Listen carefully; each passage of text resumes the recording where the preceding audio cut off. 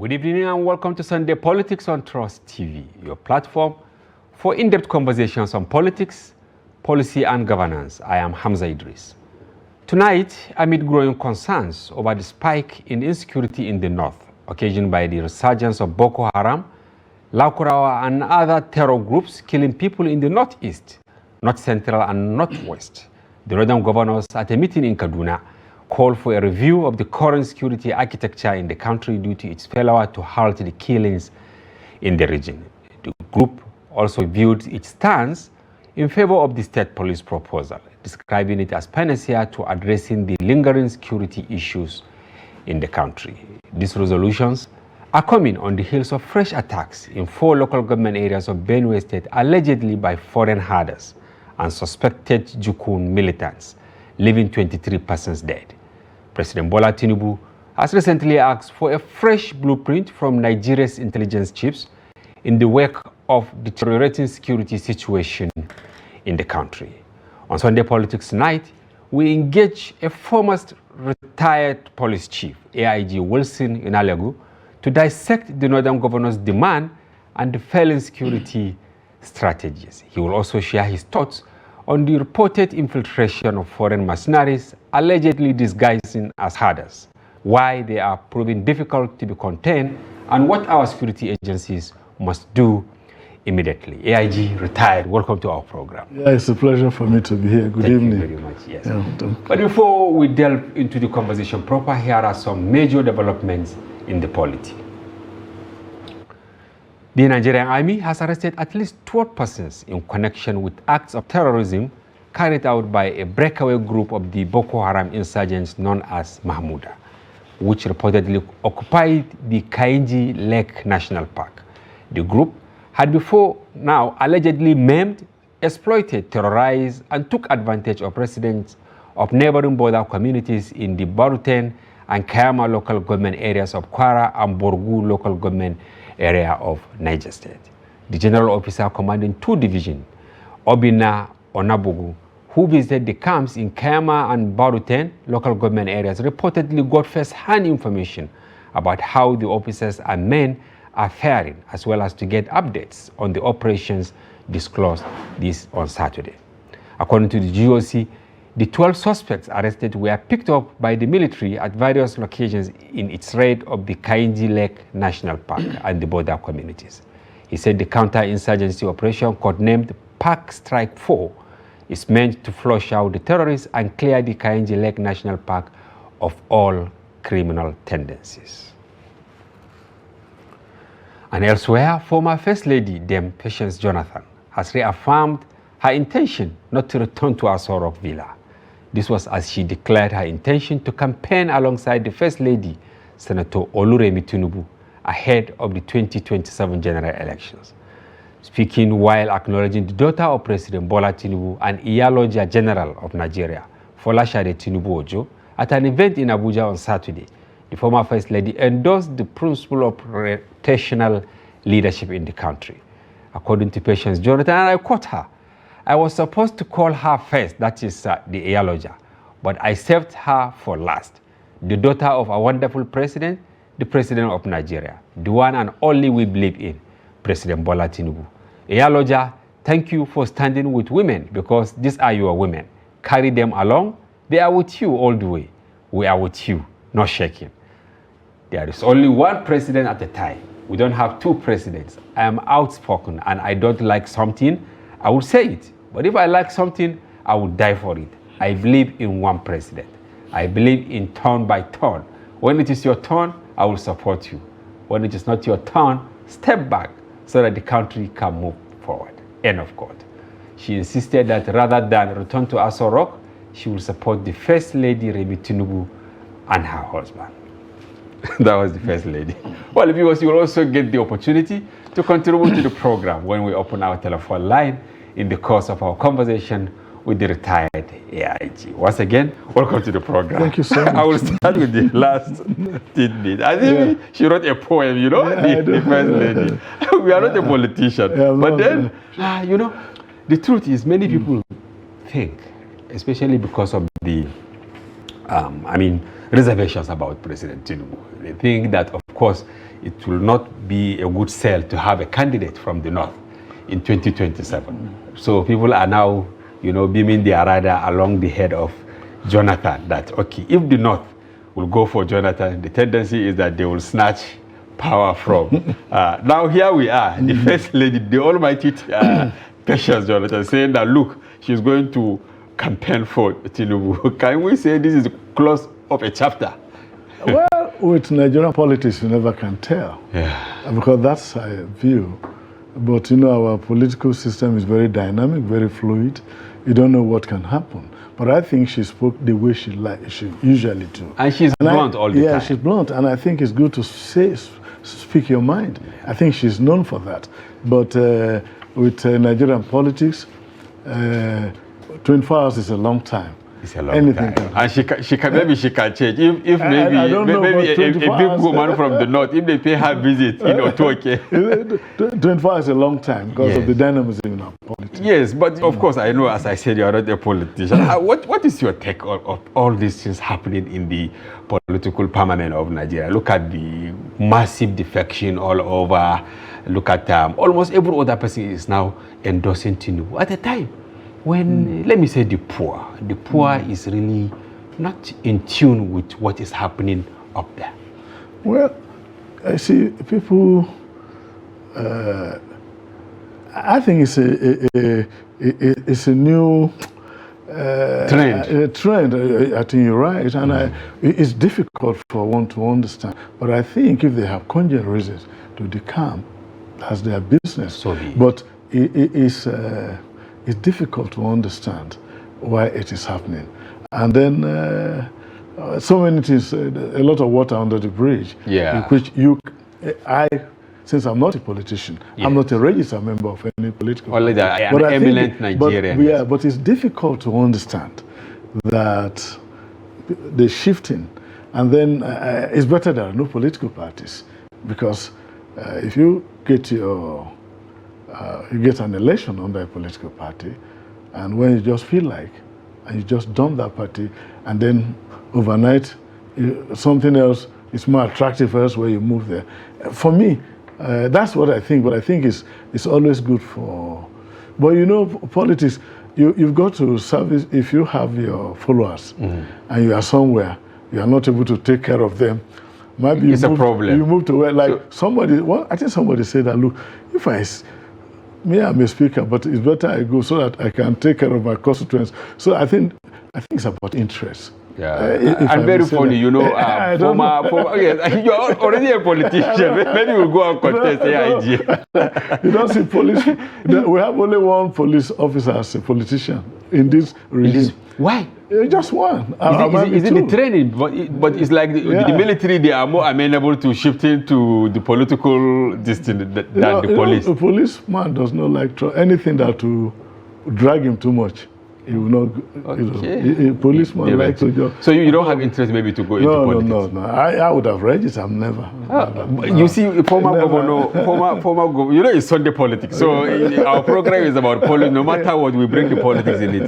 The former governor of Kano State, Rabiu Konkoso, he was in Kano yesterday, and you can see, he was embittered. He said, look, it's the greatest sin a politician can commit. After people elected you on a certain platform, just for convenience, you now dump them, or you dump the ideology you believe in to go and join the bandwagon. And he is saying this at a time when many people, personally I was thinking he will actually move to APC, because there are reports. In fact, we saw some salvo from those who don't want him to move to APC. But then yesterday he was blunt. He said it's betrayal. Can we say he is actually a principled person, or is part of the political nuances and all that we are? Well, I think what bothers me is about the people.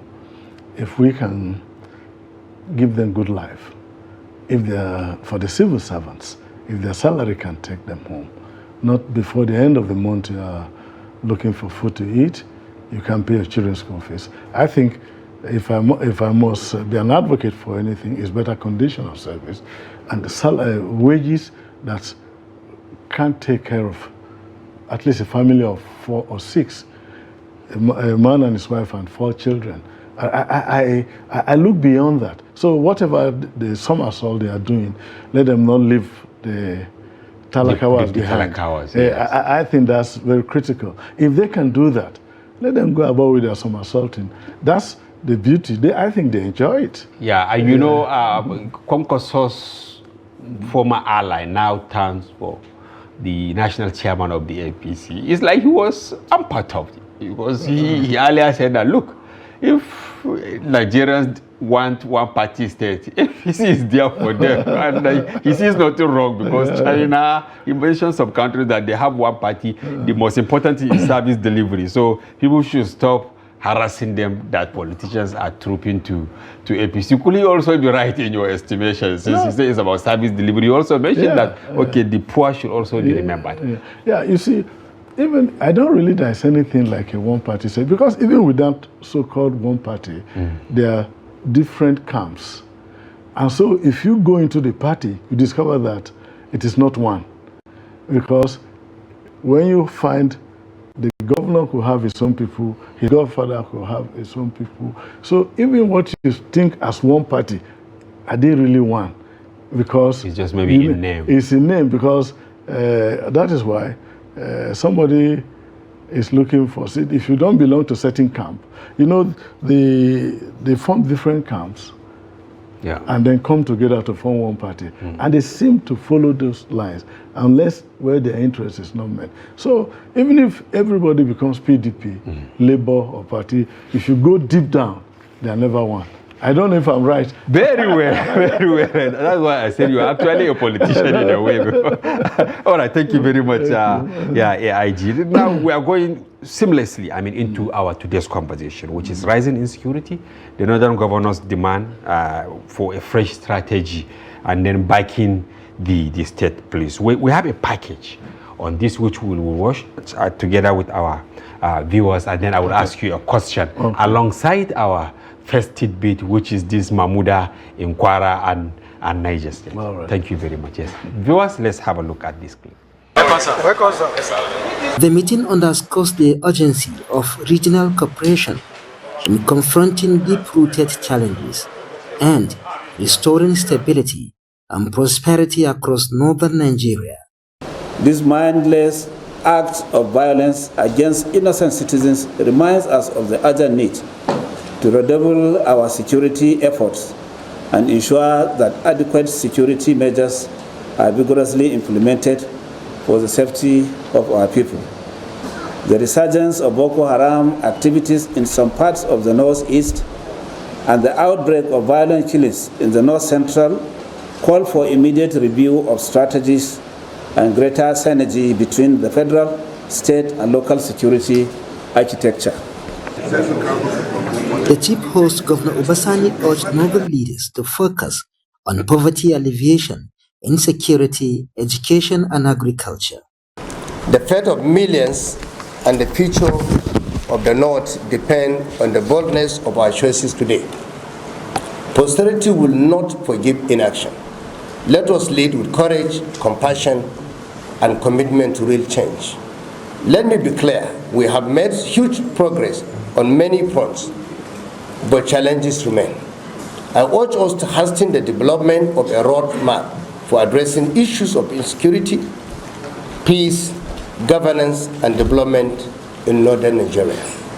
Additionally, we must follow up the roadmap with an implementation and funding strategy. We don't have the luxury of time. Our people want results. The Sultan of Sokoto, Alhaji Saad Abubakar, charged the forum to look into cases of criminality with the aim of bringing it to the barest minimum so that people can go about their legitimate businesses without fear of the unknown. The problem of the North is the problem of Nigeria, and that's why I think the President is doing all he can to bring all of you together close to him to ask you how can he help. And he's helping. But let's continue putting pressure on him to help more.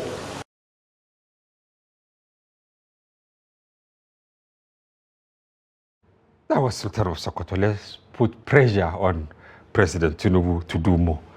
That was a big soundbite from the Sultan. Is it a rhetoric? from the northern leaders, or you think they are making headway? You have had the governor of Gombe State, Yahaya, he's the chairman, and then Governor Obasani. Almost all the governors they spoke, but we'll just pick a handful to now set the ball rolling for our conversation. These meetings, will they end insecurity?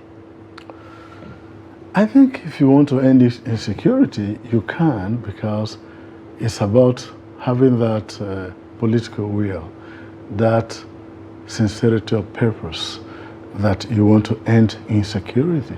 Because this, our leaders that we were gathered in that room, they have the capacity, they have the influence, they have the wherewithal to end insecurity in the North. The governors and the traditional rulers.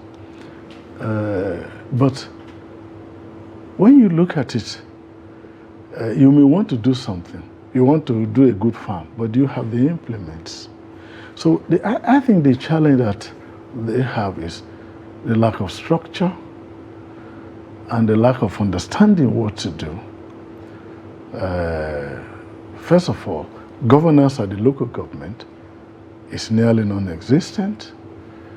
The election into the councils cannot be described as a free will of the people. They are more like appointments. And so when you have, people should have influence in those they lead. When you are not able to tell them do this and if you tell them do this and they do the other thing. Because if you look at traditional rulers, emirs, chiefs, governors have local government. Yeah. Local government have councillors, they have what? The emirs have their dekechis, the hakimi and dekechi. Meangwa. Therefore, they know everybody in the community. Now, the northern part of Nigeria has the biggest border in Nigeria. The three geopolitical zones, they have a long border. Now, the thing that I see is not approaching it in an unorganized form. You may desire to do it, but when you have porous borders, what can you do? When you don't have any structure. At the national level, you have the National Security Council, you have the National Defense Council, and you have all of this, and you have the National Security Advisor, who is like the National Security Coordinator. Now, when you cascade that to the local government, to the state, now, do you have a proper local government security committee, which is like a decentralized security council of the National Security Council that is decentralized to the states? Do you have it functioning? Because when you hear, oh, some people have been kidnapped, and everybody is worried there's a spike in crime, quickly the excellencies will combat. A converge. But that's not the way it should be done. Because if you are not able to decentralize the National Security Council into your state, the collaboration you have with the local government will be distorted. But if you have an effective local government security committee that take input for the local government security committees, they are able to look at, that means they're able to look at the things that go on. And so they're able to bring the security agencies together from the states. That means you have a local government, they have the security committee, they are supposed to meet fortnightly or monthly, and they are meeting, and they are taking inflow from the wards. Are there new arrivals in your community? Or do we have one district and another district having problem with land? So these local government security committees become just both security, intelligence, and conflict resolution committee, which means when people come into that local government area, they are able to know who has just arrived. If people are preaching, when we talk of religious leader, be it Christianity, Islam, traditional, and they are having some kind of ideology, they catch them young. And that's why you talk of early warning. And they're able to say, look, this guy that is preaching in this village, we need to invite him to this security committee. And the man comes. The way he's talking, he says, look, we don't want you in our local government. Then they take the decision there. And they say, look, leave our local government.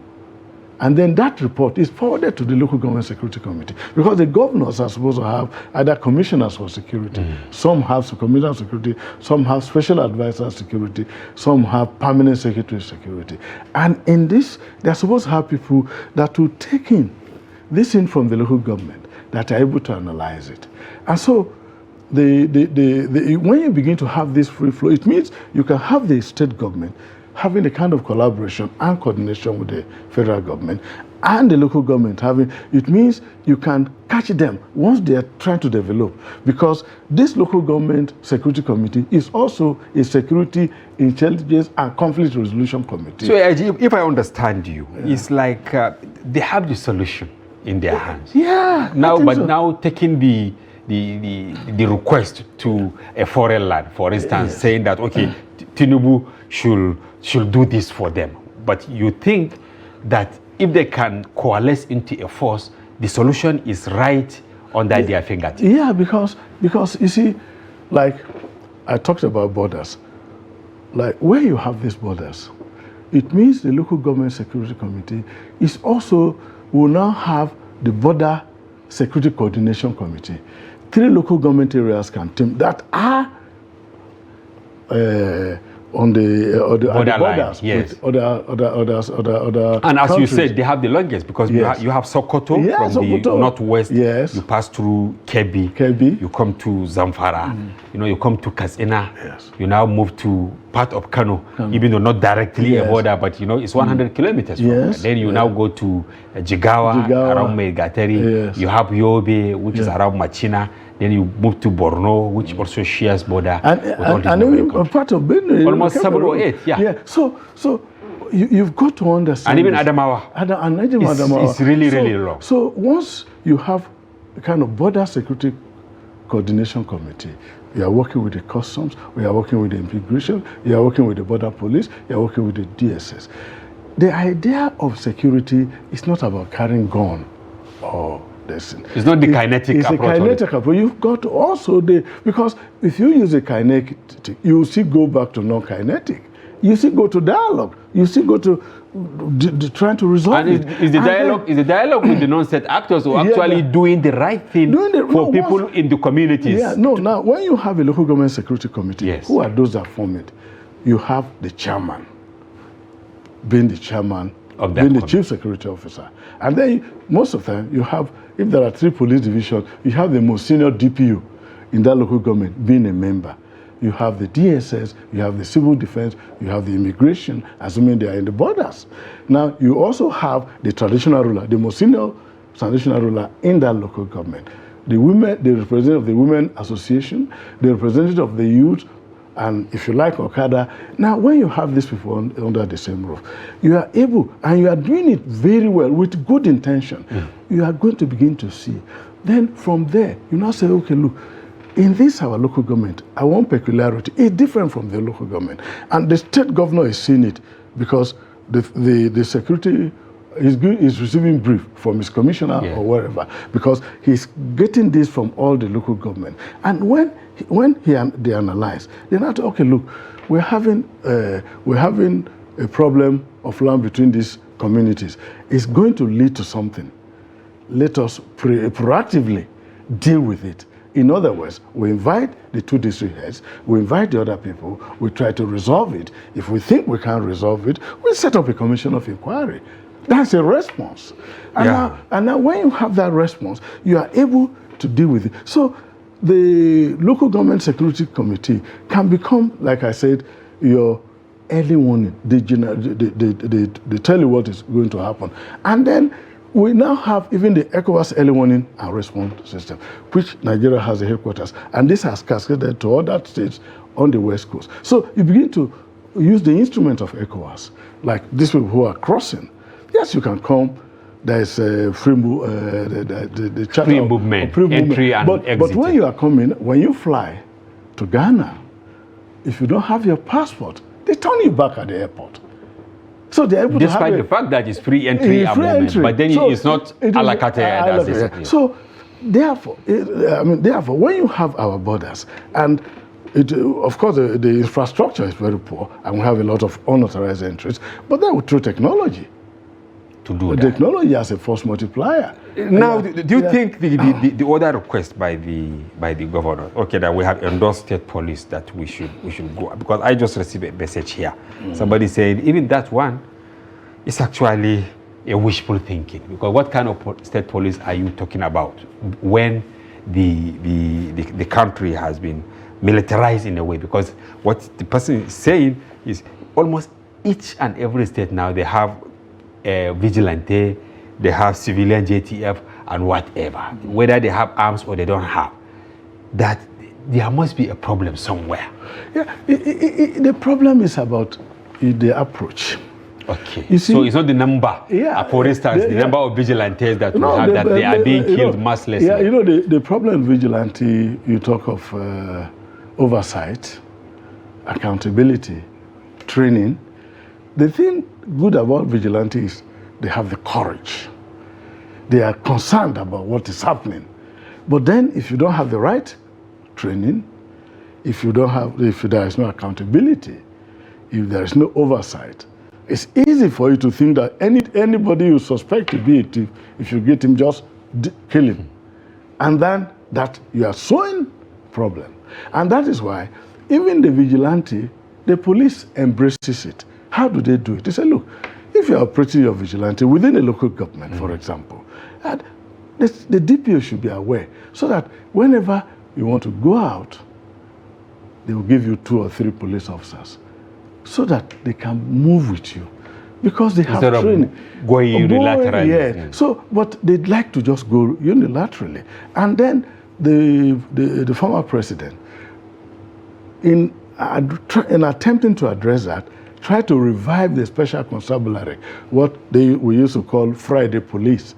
And then he said, look, in every local government or in every state, the federal government will pay for 1,000, for example. And then if you like, you can recruit up to 20,000. And their uniform is near that of the police. If you go to, you have to be smart enough to now distinguish between real police and the constabulary. Yeah, and if you go to Shell, they are there. If you go to WAEC, they are the special constabularies there. National Security Printing and Minting, they are there. So they are there, and they say, look, and the president, I think they voted about 13.1 billion. This was in 2020 or something, if I have not forgotten. Now, they tried to revive it, but they were resisted, because what is it? The governors want to have control, but you already have control, because the commissioner of police cannot say in the state if the governor does not want you, because you need the cooperation of the traditional rulers, you need the cooperation of the local government and other opinion leaders. And if the governor is not on the same page with you, for example, they are afraid of giving you that cooperation. And if they give you that cooperation, you are likely to succeed. But the point I've been trying to state is that let there be an attempt to decentralize the National Security Council, and there should be a way of monitoring that the state government, the security committees are meeting. And then to replicate, yes, I mean, the National Security Council that we have. We are in a federation, but Nigeria is a kind of in a state of emergency. So under a condition like this, if you find something that you think is useful, I forward it to the Office of National Security, and they give you that analysis. You are able to deal with it. So there must be that collaboration. There must be that coordination. So and it's all about governance. Somebody will say the major problem of insecurity in the north or in Nigeria, like governors, considering that whatever formula you come with, they don't really accept it. You just mentioned the constabulary this thing. Now, when they ask to have Amotekun, to have civilian JTF, they were given the permission. Yes. They have them. But then, now they are still asking for state police. What do you think they will do with the state police? Yeah, the thing with, there's nothing wrong in bringing police service closer to you, the governor having state police. Yeah. But don't you think they will misuse it? No, that is a challenge. I'm coming to that. I am not an advocate of state police. So it's good I make my position. Okay, you are not an advocate of that. But I think eventually Nigeria should graduate into having state police. But when a child has not learned to walk properly, and you give him even a bicycle, he's going to crash and kill himself. I don't think they've been able to manage the powers they have at the moment, because this requires maturity. For example, you're a governor, and then you have election. You worked very well, and the people somehow said, we are not voting for you.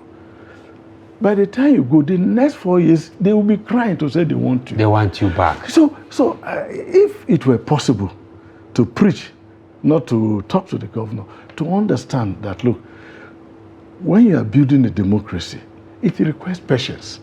Our democracy cannot be perfect, but it cannot be that we continue to insist that we must return to power, or even when we have left power, we must have influence. It doesn't work like that. Imagine that an IG leaves office, the new IG comes, he wants to know what is happening. Hey, unless they call you to say, look, we need your experience. When this thing happened, how did you do? So I think it's like there is disconnect among the leaders. Yeah, so I think there should be that humility that no matter how you struggle, if God has not given you that opportunity, you can never be.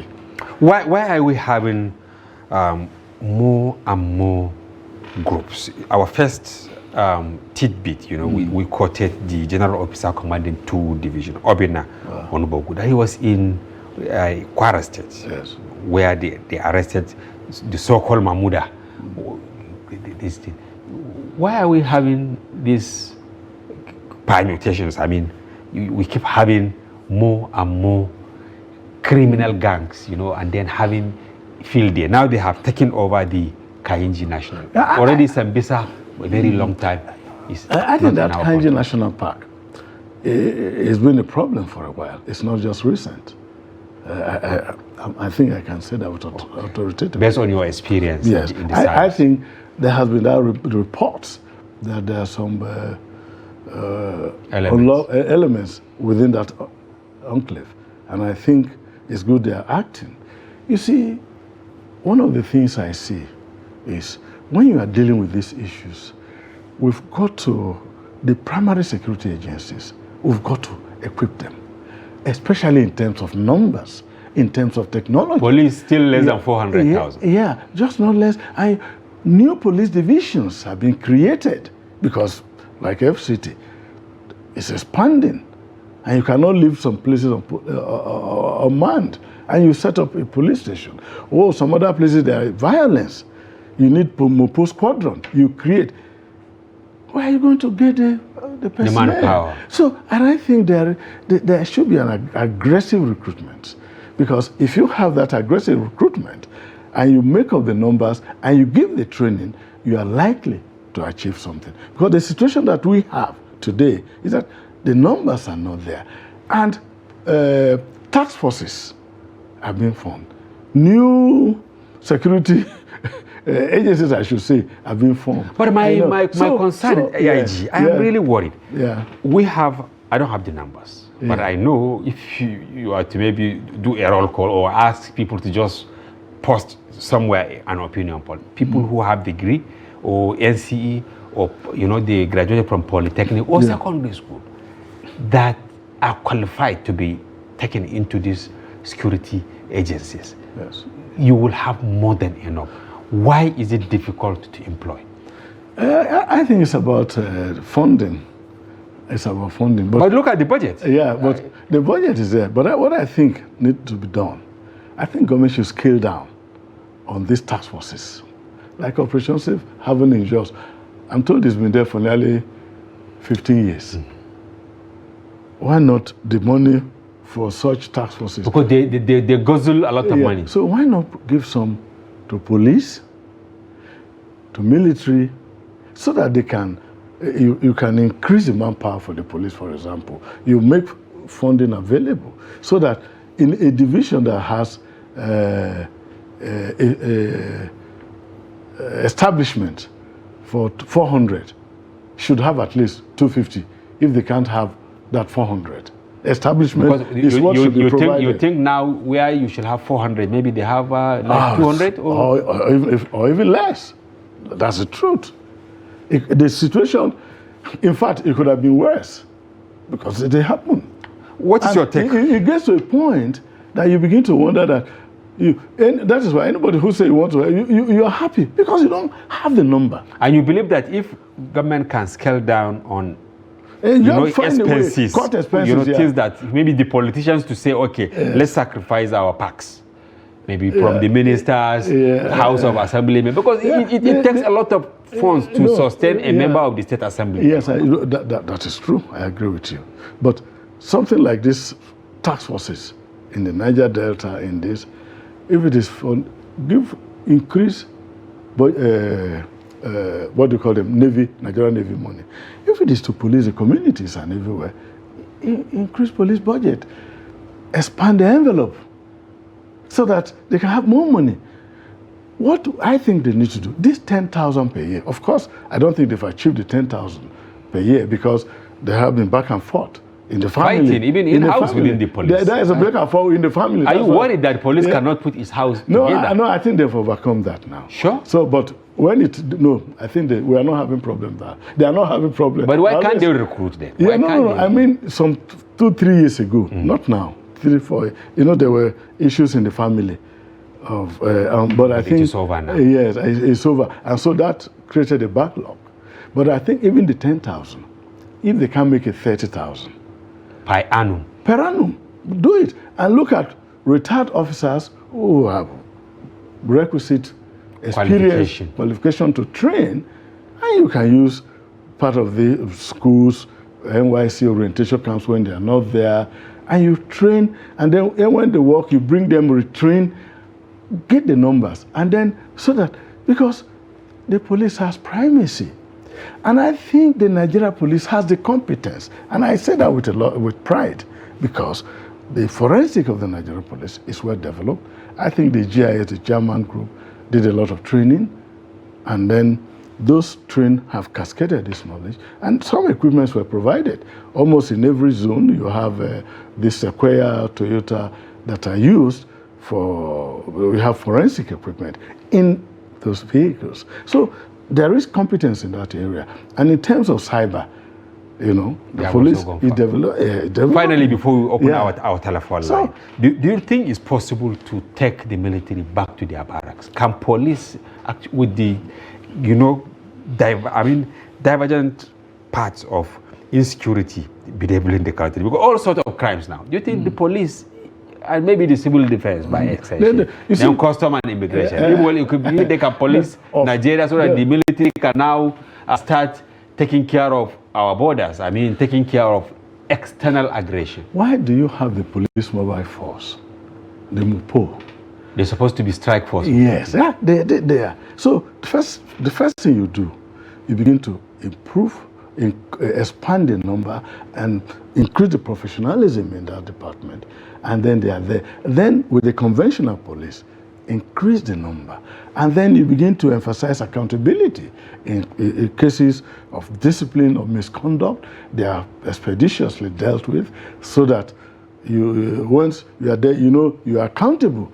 So you are not looking at that. The police is more than capable. With technology, they can do with numbers, they can do it. Then, so the situation that you invite the military will follow the protocol of military aid to civil power. All right, thank you very much. We give you a significant part of the program because we want you to digest this very well. Yeah. I know that by the time we open the line, you'll only be answering questions. We'll be interrupting you, and that is why we give you this time. Yes, viewers, it is now time for you to call using the telephone number that will be displayed on your screen, and then ask the AIG retired here or make your comment. But please be brief so that we can take as many people as possible.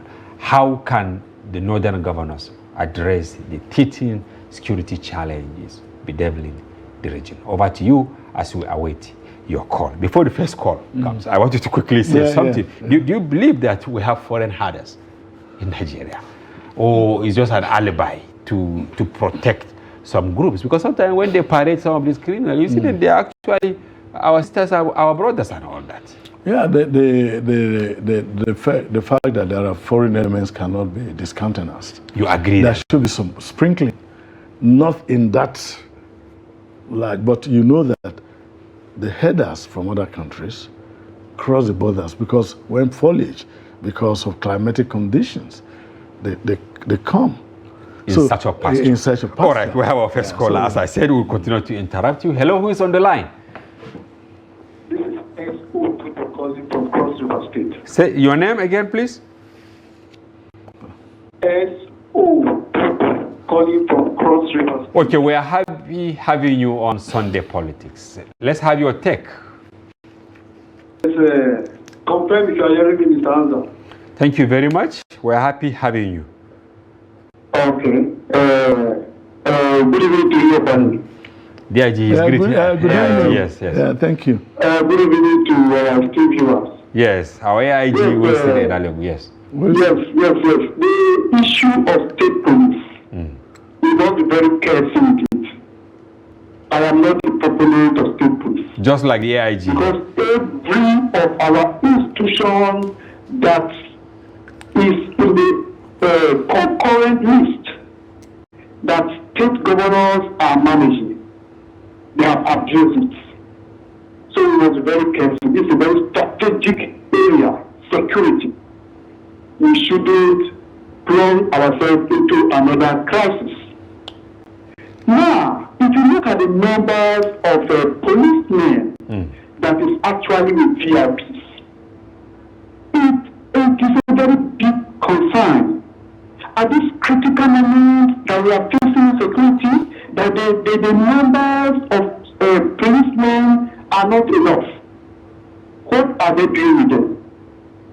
It is high time we begin to withdraw them. All right, thank you very much. In this strategic area, like the mobile policemen will deal with the VIPs. All right, thank you. Again, we must increase our recruitment process into the police force.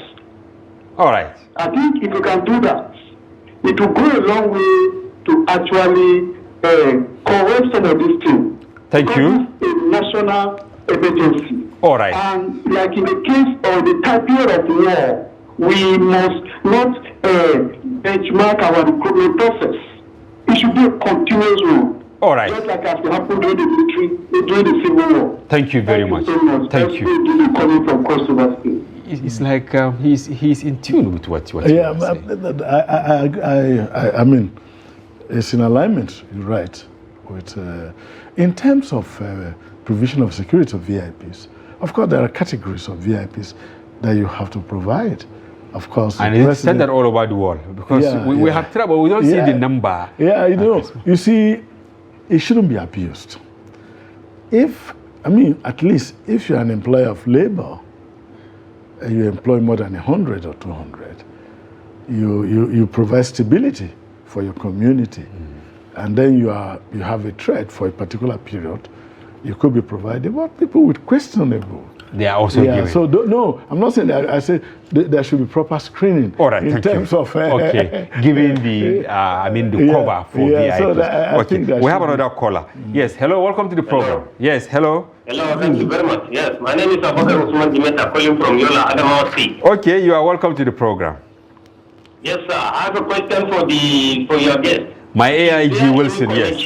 Okay. Is there any connection between the illegal mines and insurgency? Because it seems as where there is this illegal mining, it seems as there is this insurgency, there is more of this insurgency. All right. Is there any connection between them? All right, he will answer. Yeah. I think you can, to some extent, because it goes down to the point we talk about the porosity of our borders. Because when you go to a typical illegal mining site, you aren't going to find only Nigerians. You're going to find other aliens or from West Africa, and of late, you have even from other giant Asian countries, and they're there. So you can't roll out, because once you have illegal mining in a place, you can have warlords controlling some particular portion, and it's in their interest to destabilize the area. So that they can have their way. Yeah, so it is important that where you have illegal mining, especially, you don't know the number, you don't know their nationality. And that is why we continue to encourage that the government should try as much as possible that the Nigerian Mining Act of 2007 is almost, the contents are stale now. And I think in 2023, they tried to pass the new act. It's been approved, but I think it's not yet been passed into law. I think it still remains the review of the 2007 Mining Act. I think it's high time they do it. And to take care of this, they can think about having cooperatives for the small scale, the artisanal miners. They can have, so that you go to a community, if they must do, and they are giving license, they are giving the conditions clearly spelled out, and then among their group they have their chairman. And then anybody who does not belong to such association or a cooperatives, if he's seen, he said the provision should be made to punish such an individual. So where you have a free reign, free for all, and everybody comes into the community, you are not able to determine the identity of individuals, of course, they become a problem. And it's all over the place, not only in Zamfara. And I think it's in Ondo, I think Oshun, where they mine gold, and then in Nasarawa State, lithium, in some places, all over Benue, everywhere. They are just all over the place. So there is no country that can allow that, but they always happen. So because you don't have jobs you can't have job for everybody. And some people say, look, we want to carry on at artisanal mining. You document them. So I think we need to have data of all these things. Yeah, because if you don't have data, you cannot rule out the possibility of abuse. I want you to also say something on this claim that average Nigerian is not a criminal. That some are pushed into criminality because the state has failed them. Some can't go to school, some can't go to hospital, and that instead of government at all levels spending humongous amount of money, building barracks, or raising checkpoints and all that. If they can address some of the basic privileges of life, they will reduce the number of criminals in the society. Could this be true? Yeah, development and peace and security go together. Without development, without security, you can't have development. And without development, you can't have security. So I think the economy, certainly some people are pushed into crime, but it's not an excuse. I hope you understand. So poverty and all that is not an excuse. It's not an excuse, but because why not criminalizing poverty? I think it's not correct to say, oh, government can't provide. But I think it is not out of place for something to be done about the wages. I think wages in Nigeria to make life a bit easier. Because when I left secondary school, before I got admission to the university, I worked as a clerical officer, and my salary was 110 naira in a month. What is its value today? And then that 110 naira, I was saving 50 naira at the National Bank in my town.